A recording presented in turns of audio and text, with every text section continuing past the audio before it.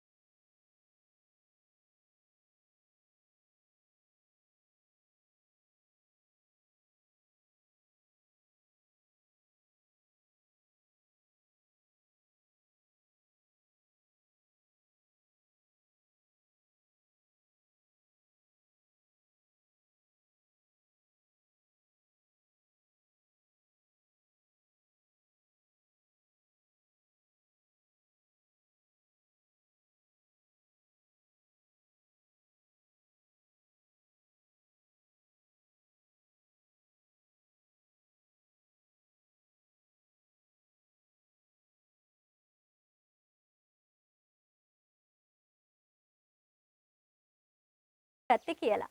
ඉතින් මම අද කතා කරන්න යන මාතෘකාව තමයි අපි කොහොමද ඉංග්‍රීසි කතනය ඉංග්‍රීසි භාෂාව දියුණු කරගන්නේ මේ සින්දුත් එක්ක කියන එක.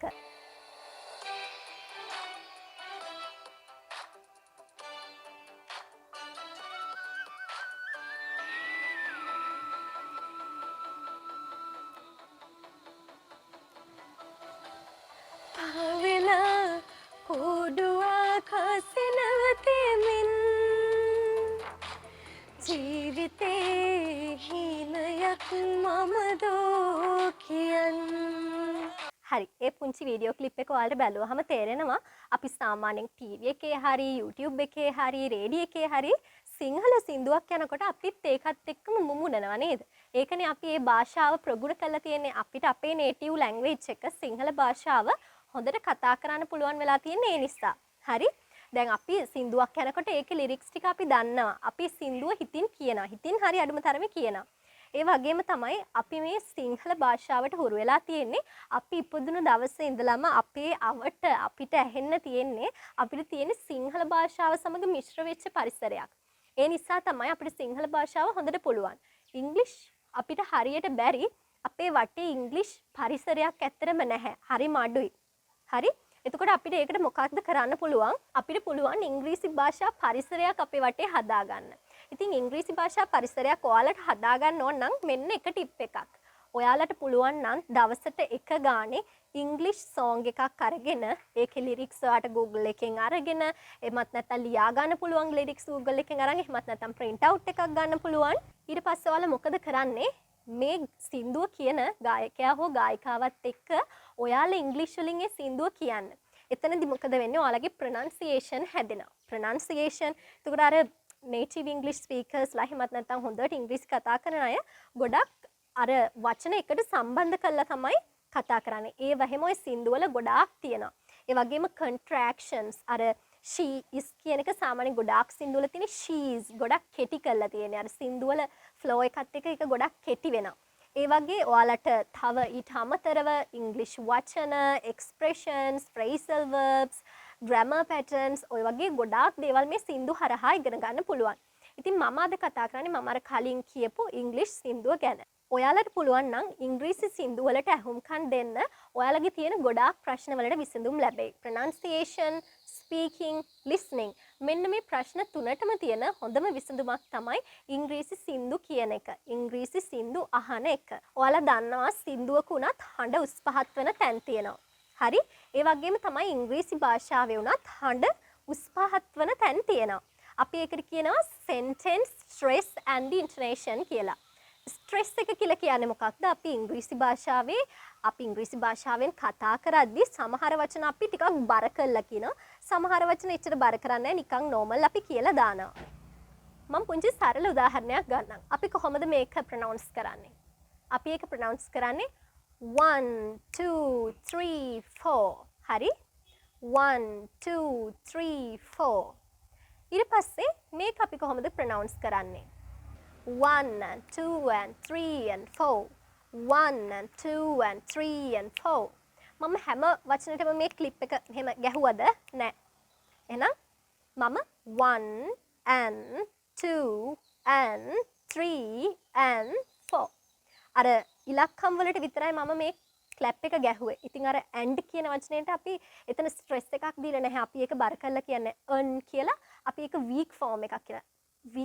අපි ඒක weak form එකක් කියලා කියනවා. earn විදියට තමයි අපි කියන්නේ. earn. දැන් මේ වාක්‍ය ගත්තත් 1 and 2 and 3 and 4. 1 and 2 and 3 and 4.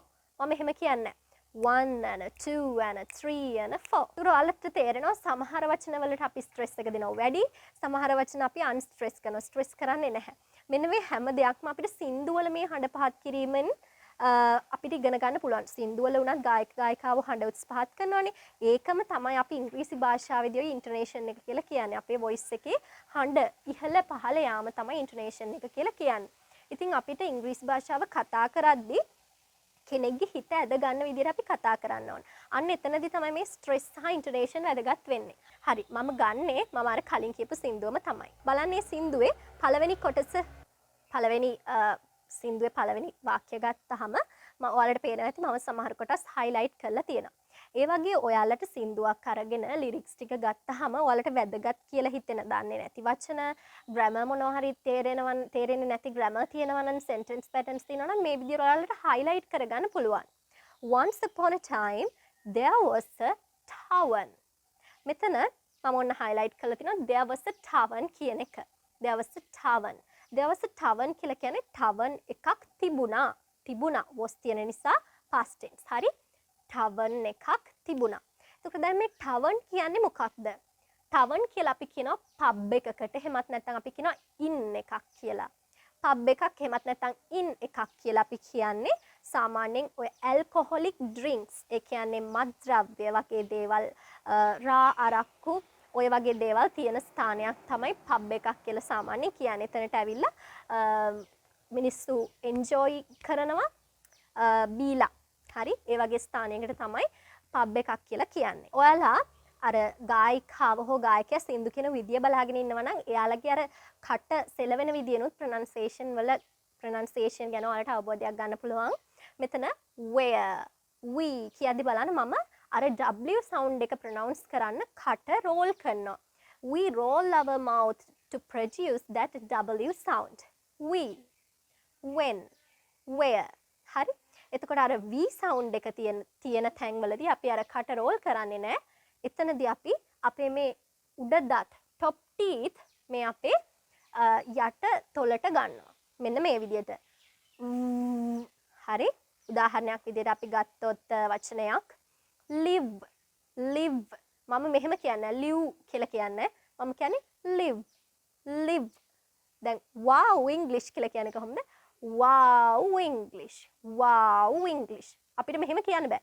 wow English කියලා කියන්නේ අපි කියන්නේ wow English. හරි? ඔයාලට පේනවා එතකොට කොහොමද pronunciation වලටත් මේ සින්දු පුරුදු වීම කොහොමද වැදගත් වෙන්නේ කියලා. ඔන්න ඊගාට මම ආයි highlight කරලා තිනවා we used to කියන phrase එක. we used to කියන එක අපි භාවිතා කරන්නේ අතීතයේදී අපි කරපු කියපු දෙයක්. නමුත් අපිට දැන් ඒක කරන්න බෑ. උදාහරණයක් විදියට මම මෙහෙම කියනවා. he used to play football for the local team. එයා ෆුට්බෝල් ප්ලේ කළා අතීතයේදී but now he is old. දැන් එයා වයසයි. යාට දැන් ඒක කරන්න බෑ.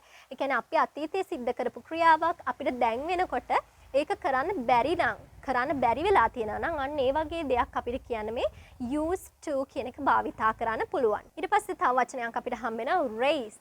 raise කියන්නේ මෙතන තියෙනවා raise the glass or two. ඒ කියන්නේ අර වීදුරු දෙකක් මෙහෙම අර cheers කියලා ඔය ගොඩක් parties වලදී එහෙම මෙහෙම අර cheers කියලා වීදුරු දෙකක් එකට ගහලා අන්න ඒකට තමයි කියන්නේ ඔය raise a glass or two කියන එක. හරි අර cheers කරනවා කියන අදහස් තමයි එතන තියෙන්නේ. එතකොට raise කියන්නේ ඔසවනවා කියන meaning එක තමයි raise වල තියෙන්නේ. highlight කරලා තිනවා laughed away කියන එක.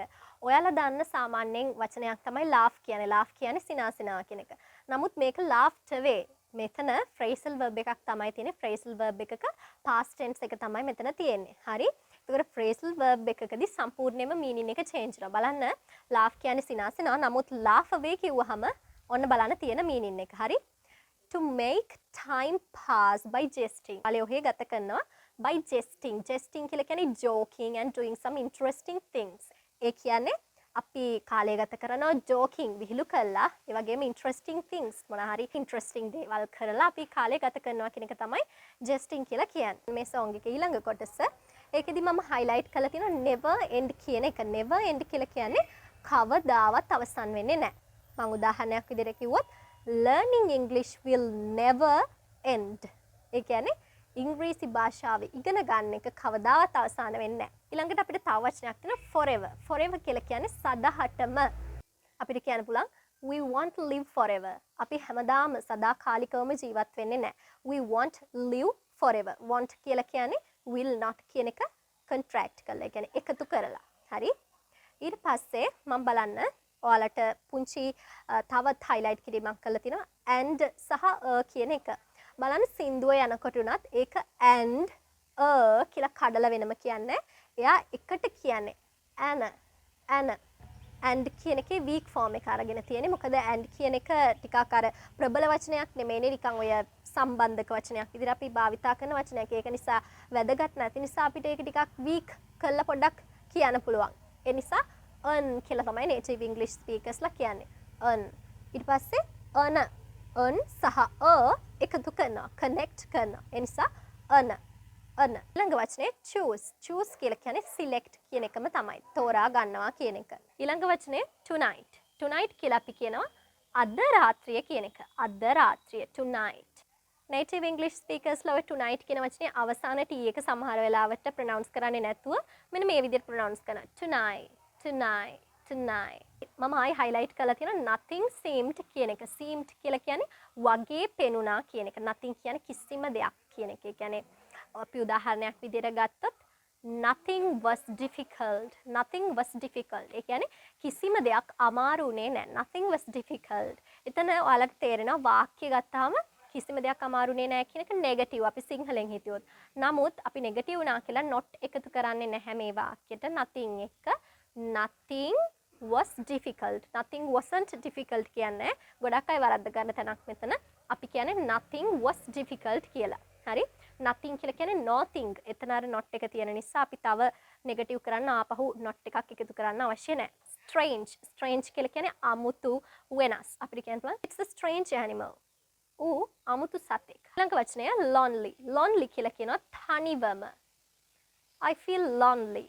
I feel lonely. ඒ කියන්නේ මට තනිකමක් දැනෙනවා. මට පාළුවක් දැනෙනවා කියන එක. I feel lonely. ඊළඟ වචනය reflection. reflection කියලා කියන්නේ පරාවර්තනය කියන එක. ඊළඟ කොටසෙත් මම වචන කිහිපයක් කියලා දෙන්නම්. familiar කියලා කියන්නේ අපිට ගොඩක් සමීප කියන එක. සමීප කියන අදහස. ඔහු මට ගොඩක් සමීපයි. ඒ වගේම ඊළඟ වචනය laughter. ඔයාලා ඒක නම් දන්නවා සිනහව කියන එක. laughter. ඒක noun එක නාම පදය. laughter. laugh කියන එකේ laugh කියන ක්‍රියාපදය. ඒකේ noun එක තමයි laughter. wiser කියන එක හැදලා තියෙන මේ wise කියන වචනයෙන්. ඒතර wise කියලා කියන්නේ බුද්ධිමත්. අපිට යමක් තේරුම් ගන්න පුළුවන්. capacity එකක් තියෙනවා කියන එක. ඊට පස්සේ අපිට contraction එකක් තියෙනවා we are කියලා වෙනම කියන්නේ නැතුව අපි කියනවා we are. ඊළඟට තියෙනවා dreams are still the same. සිහින තවමත් ඒ විදිහටම තියෙනවා. සිහින හැමදාමත් එක වගේමයි එක විදිහටම තියෙනවා කියන එක. same කියලා කියන්නේ එමයි කියන එක. එතකොට same කියන වචනයත් එක්ක අපි ගොඩක් වෙලාවට the කියන ආටිකල් එක යොදා ගන්නවා. ස්කූල් එක්සෑම්ස් වලදී එහෙම කොපි කරනවනේ ළමයි. එතකොට කියන්න පුළුවන් ටීචර් කෙනෙක්ට his answer is the same. his answer is the same. ඔහුගේ පිළිතුර එයමයි. එකමයි.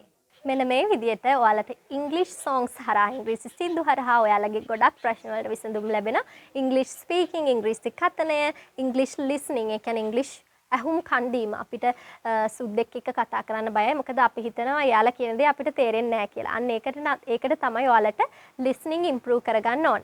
එහෙනම් listening improve කරගන්නත් මේක හොඳ ක්‍රමයක්. මොකද අර වචන යාලා connect කරලා කතා කරන්නේ connected speech තියෙන අර වචනයකට සම්බන්ධ කරන විදිහේ songs ඇතුලෙන් අපිට ගන්න පුළුවන්. ඒ වගේම තමයි pronunciation. අපි වචනයක් කොහොමද හරියට උච්චාරණය කරන්නේ?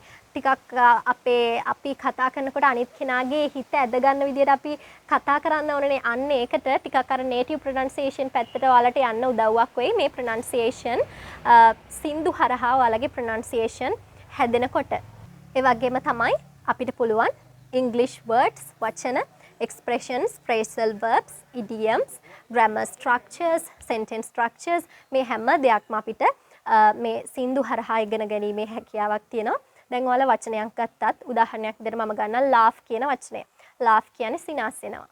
ඒක ක්‍රියාපදය. එතකොට ඒකේ නාම පදය මොකක්ද? සිනාසීම. සිනාසීමට අපි කියනවා laughter කියලා. සිනහවට අපි කියනවා laughter කියලා. ඒතකොට අන්න ඒ වගේ laugh කියන එකට එතකොට ing form එකක් දාලා අපිට laughing කියන්න පුළුවන්. laugh එකට අගට ed එකතු කරලා laughed වුණා මේකේ past tense එක හැදෙනවා. එතනම අපිට වචන ගොඩක් එකතු වෙනවා. හරි? අන්න ඒ විදිහට වචන තව හොයාගන්න. word forms හොයාගන්න. ඒ වගේම තමයි ඔයාලා මොනවා හරි වචනයක් පාඩම් කරනකොට ඒ වචනයට example sentence එකක් එක්ක පාඩම් කරගන්න. ඒ වගේම තමයි ඔයාලා ඒ වචනේ pronounce කරන්න ඔයාලා කතා කරන්න ඒ වචනේ භාවිතා කරලා. එතකොට ඒ වචනේ ඔයාලට කවදාවත් අමතක වෙන්නේ නැහැ.